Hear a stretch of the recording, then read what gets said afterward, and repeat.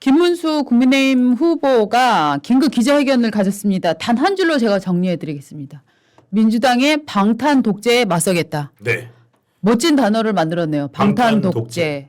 예. 방탄 독재 맞습니다. 예, 방탄 독재. 이거 뭐 여러 가지 설명할 필요 없이 방탄 독재. 이거를 내가 맡겠다. 네. 사실은 이 민주당이 이재명의 사법 리스크를 벗겨내기 위해서 많은 일들을 너무나 오랫동안 해왔기 때문에 이 민주당이 하는 일에 대해서 오히려 민감도가 지금 떨어지고 있어요. 늘 하는 거 그냥 했나 보다. 그러니까 맨날 욕 듣고 예. 맨날 나쁜 짓 하다 보니까 예. 좀 웬만한 짓 해도 네. 걔는 원래 저러네. 네. 내놓은 애처럼 돼버렸어요. 그렇죠. 그런데 이거에 대한 경각심을 늦춰서는 안 되는 게 이런 일을 우리 국민들이 용납을 하면은 앞으로 특정인들을 정말 처벌할 수 없는 세상이 옵니다. 내 편은 처벌하지 않고 미운 놈만 처벌한다 하는 네. 세상이 옵니다. 그래서 이거는 굉장히 중요한 사건이기 때문에 오늘 아침에 김문수 후보가 긴급 기자회견을 해서 방탄 독재를 막겠다. 저는 이 워딩이 굉장히 좀 유효하다라고 생각을 하는데 앞으로 방탄 독재로 이렇게 딱 네. 개념을 만들어 줘야 될 것 같아요. 그렇습니다. 지금 뭐 보면은 막 복잡하거든요. 뭐 네. 형사소송법을 바꾼다, 헌법재판소법을 바꾼다, 네. 법관조직법을 바꾼다, 공직선거법 바꾼다 이러니까 뭐야 너무 복잡해요. 맞아요. 근데 하나 그 모든 것의 수혜자는 단 한 명입니다. 네. 이재명. 네. 지금 그거를 저 190명의 국회의원들이 하고 있는 거예요. 그렇죠. 그러니까 그거 하나를 딱 쉽게 말하면 됩니다. 아, 당신들 지금 방탄 독재하고 있는 거죠? 라고 물으면 되는 겁니다. 그래서 저는 오늘 워딩이 아주 굉장히 유효타였다라고 생각을 네. 하는데 여기서 또 뉴스가 파생이 됐습니다. 이 기자회견 선후의 문제를 잘 이제 시간을 좀 따져봐야 될 텐데 지금 아까 좀 잠시 전 기자회견에서는 윤석열 전 대통령의 탈당 문제는 본인이 알아서 할 문제다라고 이제 그 김문수 후보는 정리를 했는데 또 여기 요 무렵에 말입니다. 윤석열 전 대통령 측에서 당적 관리 문제와 관련해서 대답을 이렇게 했습니다. 모든 것을 김문수 후보에게 맡기겠다는 게 윤 전 대통령의 생각이다. 김 후보가 결단 내려달라. 윤 전 대통령은 김 후보의 대선 승리에 필요하다면 나를 밟고 가도 좋다는 입장이다. 네. 이렇게 얘기를 했는데요. 죄송한 말씀입니다만 나를 밟고 가도 좋다. 이거는 뭐 내 무덤에 침을 뱉어라. 뭐 나를 밟고 가라. 뭐 이런 종류의 이제 워딩들이 역사에서 많이 이제 여러 번 기록이 됐습니다만 저는 지금 이 책임을 김문수 후보에게 넘기는 것은 굉장히 적절하지 않다라고 생각을 합니다. 사실은 윤석열 후보, 이제 윤석열 전 대통령이죠. 네. 윤석열 전 대통령이 알아서 결정을 해야죠. 그렇게 해서 오히려 지금 본인이 비상계엄 때문에 벌어진 이 사태 때문에 치르게 된 조기 대선에 네. 더 이상 변수로 작동을 하지 않아야 된다고 생각합니다. 네, 저희가 그래서 설문을 준비를 했으니까 한번 같이 여러분들 의견을 좀 보여주시면 좋겠습니다. 말씀하시죠. 예, 설문 1, 2, 3, 4 네 가지로 저희 준비했습니다. 자, 1번 윤석열 전 대통령은 어떻게 해야 되나? 1번 자진 탈당해야 된다. 2번 김문수 후보가 결정을 해야 된다. 3번 후보가 할 필요 없다. 비대위 차원에서 해라. 네. 당 차원에서 해라. 김용태 비대위원장 예. 지명자가 좀. 해야 된다. 후보가 여기에 네. 할 필요 없다. 그다음 4 탈당할 필요 없다. 네. 이것 말고 다른 선택이 있다면 댓글로 또 남겨주세요. 남겨주십시오. 더 예. 좋은 아이디어가 있다면. 예. 그래서 1번 윤 대통령이 스스로 자진 탈당, 2 후보가 결정, 3 비대위 차원에서 결정, 4 탈당할 필요 없다. 네. 자, 이게 지금 이재명 후보와 민주당 쪽에서는 이 선거를 뭘로 하려면은요. 지금 어저께 이재명 후보가 부산, 울산, 경남 지역에 가서 유세를 할 때 아직도 내란 세력이 남아 있습니다. 그 내란 종식을 위해서 투표해 주십시오.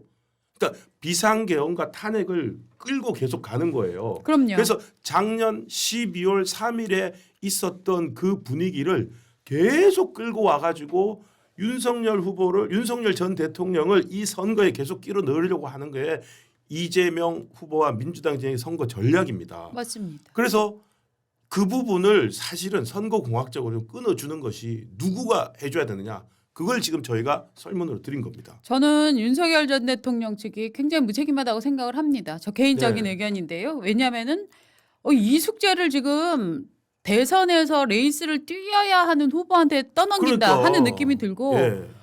승리에 필요하다면 나를 밟고 가도 좋다는 입장이다. 지금 나를 밟고 가라 이거는 정말 큰 업적을 남긴 분이 후대에게 정말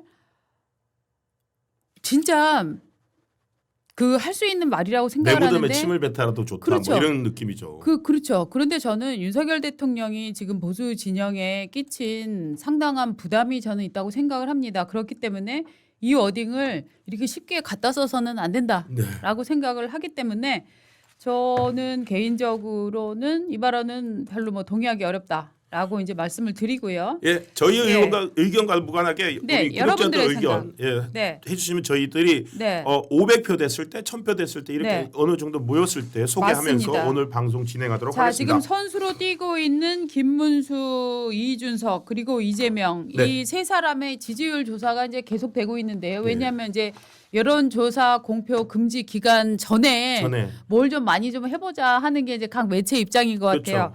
자, 오늘 또 나온 결과 하나 보여주시죠. 벌써 나왔군요. 여론평판연구소와 네. 한국갤럽에서 네. 조사 2개가 나왔는데 네. 여론평판연구소 조사는 지금 그 ARS 조사입니다. ARS 조사에서 이재명 더불어민주당 후보가 47%, 네. 김문수 국민의힘 후보가 39%, 이준석 개혁신당 후보가 8%를 기록한 것으로 나타났습니다. 네.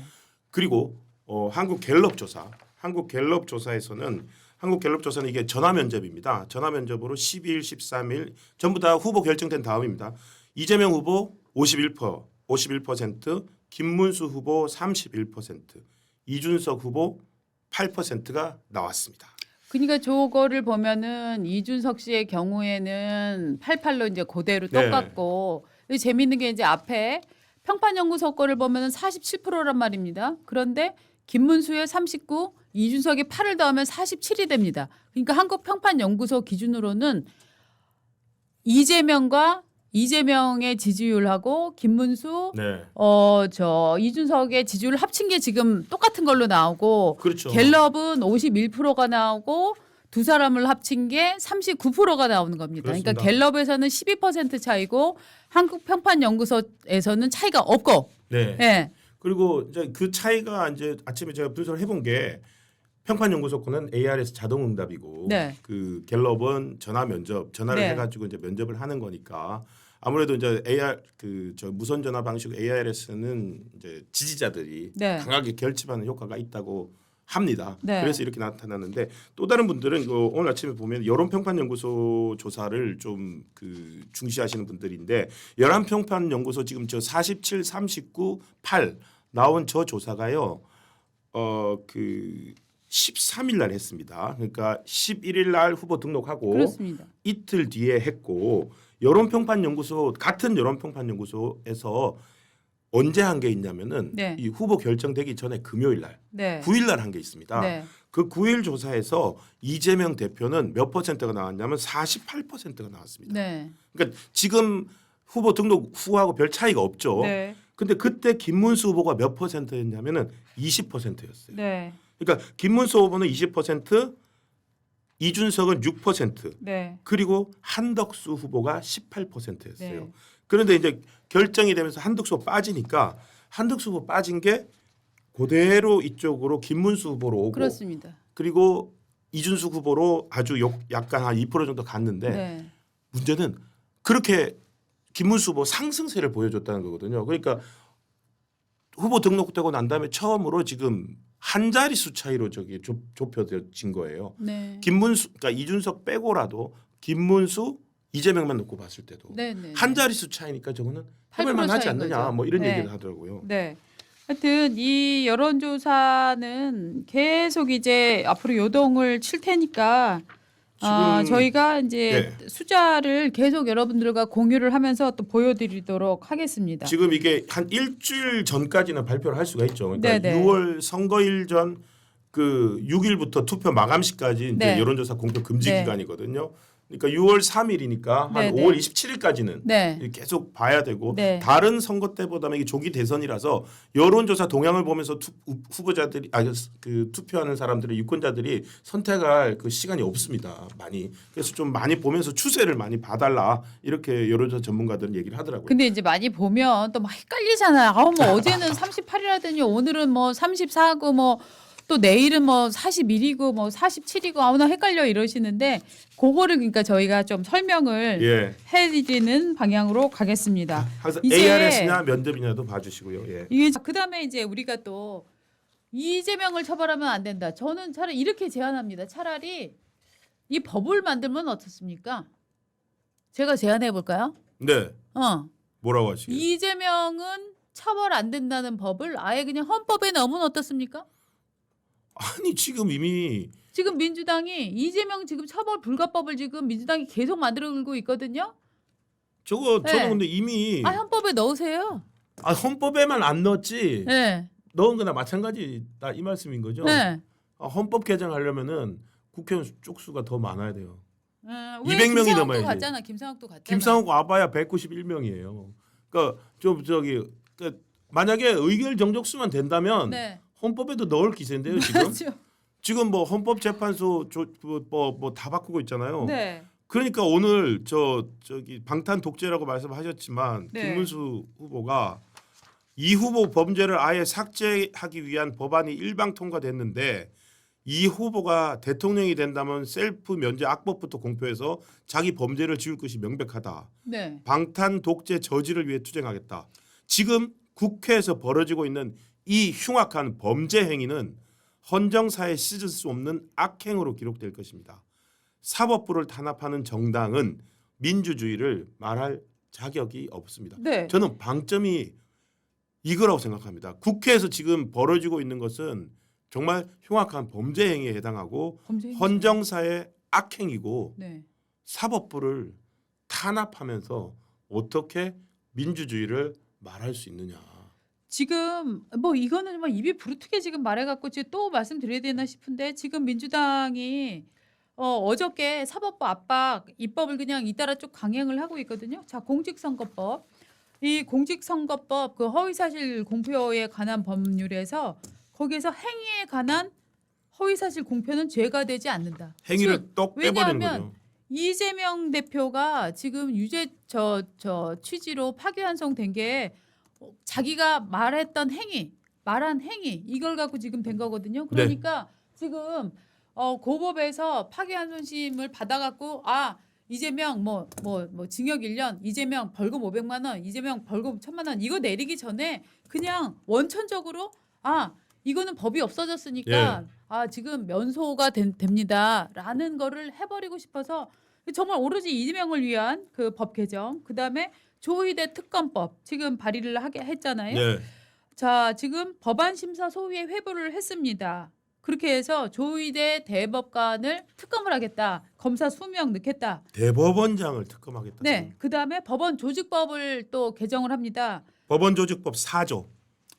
대법관은 14명으로 한다라고 돼 있어요. 그거를 30명으로 늘린다. 심지어는 이게 지금 장경태는 100명으로 100명으로 증언하자 아니잖아요. 법안이 2개가 올라와 있습니다. 그다음에 헌법재판소법 이거 정진욱 의원 등이 발의를 한 건데 뭐냐? 요거를 대법원 판결 즉 이재명 저런 대법원 판결 같은 거를 헌법재판소로 가서 다시 재판받게 하겠다. 즉 사심을 가져간다. 이 네 가지 이거는 정말 한 나라에서 이 법 하나를 발의를 할 때만 해도 국민적인 정말 공론화하고 격한 논쟁이 일어나야 되는 거를 이 네 개를 지금 어저께 하루에 지금 후루룩 해버린 겁니다. 그러니까 이게 지금 이재명 대표가요. 네. 이재명 대표나 그 주위 사람들이 공포심이 엄청 큰 것 같아요. 파기환송심 유죄 취지 파기환송 결론 나온 다음에요. 네. 지금 오늘 이게 14일 어제 이걸 했잖아요. 네. 불과 일주일 전 7일 날 열린 법제사법위원회에서는 네. 형사소송법 306조 네. 그것 이미 법사위 통과했거든요. 본회의만 올라가면 됩니다. 네. 형사소송법 306조가 그겁니다. 신설된 6항에다가 피고인이 대통령에 당선되는 경우 재판은 중지한다. 맞아요. 라고 하고 단 재판이 무죄나 면소나 무죄 취지의 결론일 경우에는 그러지 아니하다. 지금 그것 때문에 완전 웃음거리가 되고 있습니다. 장난이잖아요. 이재명이 무죄면 계속하고 이재명이 유죄면 계속하면 안 된다. 이 법이잖아. 쉽게 법이죠. 풀면. 예. 근데 그 법을 만들 때요. 법사위 제가 들어가서 봤어요. 네. 박범계 법안심사 소위원장이 네. 나와서 얘기를 하고 읽고 네. 김용민이 읽고 김기표가 나와서 김기표 의원이 의견 제시하고 그러면은 정청래 의원이 자 다른 의견 없으면은 통과시킵니다. 땅땅땅 하면서 넣었던 게 그겁니다. 단 피고가 무죄인 경우는 그러지 아니하다. 그러니까 피고인이 대통령이 되면은 재판은 중지한다라는 정말 단 어떤 나라에서도 보지 못한 법이고요. 헌법 84조하고 거의 위배됩니다. 그 법을 통과시켜 놓고 본회의 통과만 되면은 재판 안 받게 해놨어요. 근데도 불안한가 봐. 지금 이래놓고서 또 뭐 불안은 불안. 그러니까 또 어떤 공작? 어저께 제가 계속 얘기 드리잖아요. 지금 또 뭐라고 민주당에서 얘기하고 있냐면 HID OB들이 지금 활동을 하고 있다는 또 제보가 있다. 막 이런 얘기 있어요. 그러니까 막 이재명 테러 그러니까 이게 왜 이렇게 이게 지금 굉장히 아직도 위험하다. 막 이렇게 얘기하면서 법적으로 이런 식으로 그야말로 독재법들을 만들어내 가고 있고 이재명 후보 혹시 혼자 있을 때 막 벌벌 떠는 거 아니에요? 그런가? 너무 무서워가지고. 뭡니까 이게 지금? 지금 어저께 이제 저희가 어제 말씀드릴 때 그 사거리 2km에 러시아제 저격용 소총이 밀반입됐다는 제보가 있다. 네. 이재명 대표의 그 신변이 위협하다. 그러면서 방탄조끼를 뭐 그동안은 방검법을 입고 나왔는데 이제 방탄조끼를 바꾼다 이렇게 하고 하니까 우리 어저께 저는 진짜 현명하신 분이라고 생각했는데 우리 독자 한 분이 그렇게 달아주셨잖아요. 아니 유세 현장에서 후보만 위협하나 총 들고 있는 사람이 있으면 시민들이 더 시민들도 위험하죠. 네, 오발 사고 나면 어떡하라고. 네. 그리고 두 번째 또 이런 분이 있었어요. 어제 끝나고 나서 봤는데 아니 잠깐만 저격범이 가슴만 쏘는 게 아니라 얼굴이나 신체도 있는데 그럼 그거는 어떻게 할 그거는 거야? 왜 대비 안 하냐? 대비 안 하냐? 네. 올 때 그 이게 헬멧 쓰고 하셔야 되는 거 아니냐라고 하면서 의혹 이게 어떤 이벤트성 정치 이벤트성 아닌가라고 얘기를 하더라고요. 그 의심을 지금 받을 수밖에 없죠. 그래서 좀 네. 진짜 진지하다면 저는 그렇게 생각하면 두 가지입니다. 이 테러 위협, 암살 위협에서 정말로 민주당이나 이재명 후보가 진지하게 받아들이고 있다면 좀 바보스럽고요. 그렇죠. 이게 좀 이성적이지 않거든요. 이렇게 대응해서는 안 네, 되는 거죠. 좀 바보스럽고 예. 만약에 에이 우리도 가짜인가 알아 아무것도 아닌가 알아 하면서 이런 식으로 호들갑 떤다면 그건 진짜 나쁜 거죠. 사악하죠. 예. 정말 사악한 거죠. 그 두 가지 말고 아니면 뭘까요? 네, 맞습니다. 맞습니다. 정말 멍청하거나 사악하거나. 대응이 너무 부실한 거죠. 예. 실제로 정말 그렇게 위협을 느낀다면 이렇게 말로 지금 할 때가 아니에요. 당장 유세에 다니면 안 되죠. 위험한데. 그래서 저는 이해가 안 됩니다. 바보거나 멍청하거나 사악하거나 둘 중 하나인 것 같아요. 네. 지금 이 뭐 암살 위협 이거는. 네. 이거에 대해서는 정말 신빙성 있는 제보이고 믿을 만한 위협이 있다고 아니. 생각하면 빨리 대응을 경찰과 정말 국가 권력이 호소를 해서 빨리빨리 대응을 해야 아니, 됩니다. 예, 지금 실제로 그래가지고 네. 경호가 엄청 강화됐습니다. 네. 실제 강화됐고 지금 경찰이나 뭐 그리고 대통령 경호처에다 해야 된다는 것도 있고 해서 지금 그 어느 때보다도 이재명 후보에 대한 경호 비용은 엄청나게 들고 있고 실제로 또 정말 그런가 해서 이거 원론적으로 다들 지금 경찰은요 엄청나게 신경 쓰고 있답니다.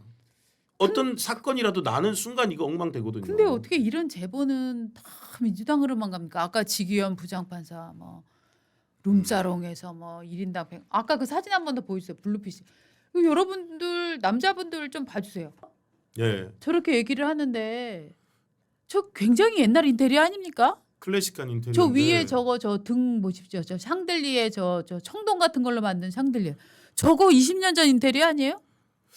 그러니까 참 민주당이 그러니까 뭐 국회의원이니까 저렇게 얘기할 수 있고 또 국회의원이 제보를 받아서 했다고 하니까 어느 정도 신빙성이나 이런 것들을 감지를 해야 되는데 이 사진의 진위 뭐 이런 걸 하면 저 쓰레기통을 요즘 작년이라고 하니까 저게 강남구 쪽이니까 강남구 쪽에서 저런 쓰레기통 쓰는지도 좀 궁금하고요. 그리고 인테리어가 그 요즘 드라마에 이런 거 영화에 나오거든요. 네. 저런 정도가 아닙니다. 요즘 술집에 아니, 버닝썬이나 이런 데 내부를 찍은 것도 보면 저거보다 훨씬 화려하거든요. 그렇죠. 근데 제가 의문이 가는 건 뭐냐면 저 따로 해놓고 1인당 100만 원, 200만 원 받는다고? 아 그렇구나. 인테리어를? 이상하지 하여튼 않아요? 좀 이상하고 네. 그렇지만 뭐 또 이게 뭐 민주당 의원들이 또 의원님들이시니까 네. 의원님들이 얼마나 주장하시는데요. 똑똑하신 의원님들이 예. 또 의원님들이 하겠습니까? 하시는데 우리 감히 네. 이론을 제기하느냐라고 네. 하니까 일단은 뭐 받아들이고 뭐 믿고 따르고 해야 되는가? 뭐 하여튼 싶지만, 예. 정말 지금 투표 결과를 한 번 더 보여주시면서 예. 우리가 어우 3,587표 나와 올라왔습니다. 네. 너무 감사합니다. 많이 투표해 주셨고요.